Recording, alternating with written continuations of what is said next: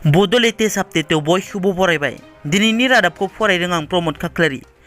गिबि निउसआव दङ आसामाव बोसोरफ्रोमबो मैखुन जानानै जिउ गोमानाय जाथाया जाबोबाय थादों। बेबादिनो बे बोसोरावबो डिब्रुगड़आव बिस गोनां मैखुन जानानै साब्रै सुबुंनि जिउ खहा जानाय जाथाया सोराङाव फैदों।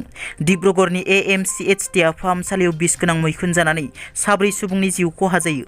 मिथिनो मोननाय बादिब्ला थांनाय 7 एप्रिलाव गंसे नखरा सिनाय मोनै मैखुन जानायनि उनाव जब्रा जायो। मैखुन जानायनि जाहोनाव जब्रा जानायखौ मिथिनानै AMCH देहा फाहामसालियाव गुबुन गंसे नखरा लांनाय जायो। नाथाय फाहामथाय लाबाय थानाय समावनो मैया फुंनि समाव साब्रै सुबुंनि जिउ गोमायो आरो माखासेया गोब्राब हालोदाव दं। जिउ गोमानाय सुबुंफोरखौ जनाली प्रजा, रिमा कर्मकर, अजय कर्मकर आरो सयानिका कर्मकर होनना सिनायथिनाय जादों। बिसोर सनारिनि लालिपाट थरगावनि थागिबि। डक्टरा फोरमायनाय बादिब्ला माखासे गोब्राब हालोदाव दं आरो दासिमबो फाहामथाय होनाया जेबो खामानियाव होआखै होनना। Assam higher secondary education council सुंद'बै AHSEC आ HSCT बोसोरनि रुटिनखौ फोसावबाय। HSCT बोसोरनि फरायसाफोरा आनजादखौ लाना गोनो गोथो जादोंमोनब्लाबो AHSEC आ मैया आनजादनि खालारखौ फोसावबाय। HSCT बोसोरनि आनजादखौ 4 मेनिफ्राय 28 मेसिम खुंनाय जागोन। National liberation front of Bodoland सुंद'बै NLFB आ सारेन्डार जायाखै। NLFB आ सिजफायारावसो दं। बे बाथ्राखौ NLFB नि जेनेरेल सेक्रेटारि एन फानजारि बिथाङा फेसबुक पस्टनि गेजेरजों रोखा फोरमायथिदों। बिथाङा गिबियाव फैबाय थानाय रंजालि बैसागोनि बयनिसिमबो गाहाम हामलायनाय बावहरनायजों माखासे गोख्रों बाथ्रा फोरमायथियो।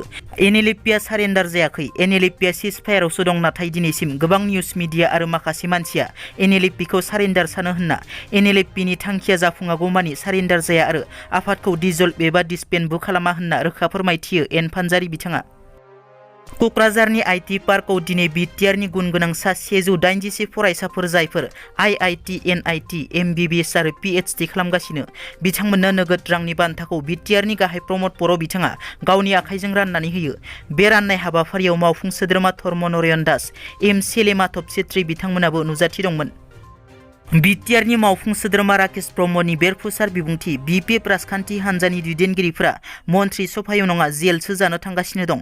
थांनाय 17 बोसोराव हाग्रामा सरकारा रायजोफोरखौ रां थगायनानै जानायाव NIA नि केस नायबिजिरनाया सोलिगासिनो दं। हाग्रामा महिलारिया थाबैनो जेलाव थांगोना रोखा होनना। लोगोसे BPF दोलोनि दैदेनगिरिफोरा जोबथेसालियाव थांनो गावबा गावनि मुसारि गान्दोफोरखौ थियारि खालामना लाखाथों। बेजों लोगोसे थांनाय रायजो सभानि बिसायख'थियाव BPF नि MLA फ्रा UPPL दोलोनि बिजाथिनो भट होआखै। बिथांमोना ब्लेकमेलिंसो खालामदों।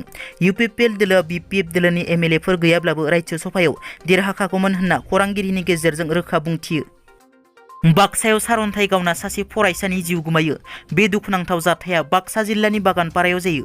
बाक्सा जिल्ला बागानपारानि बुग्लामारि बनगाव गामिनि काला बर'नि फिसाज्ला 15 बोसोरनि अनसुमा बर'आ बेलासिनि 5 रिंगा 15 मिनिटसो समाव हरखाबै सारन्थाइ गावनायाव जिउ गोमायो।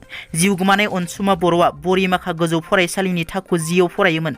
मिथिनो मोननाय बादिब्ला रुंसारि अनसुमा बर'आ अखा हाबाय थानाय समाव न'नि बायजोआव ओंखारलांनाय समावनो सारन्थाइ गावनायाव जिउ गोमायो। गामिनि सुबुंफोरा फोरमायनाय बादिब्ला अनसुमा बर'नि नखरा गोरिब थाखोनि आरो अनसुमा बर'आ फरायनायाव मोजांमोन।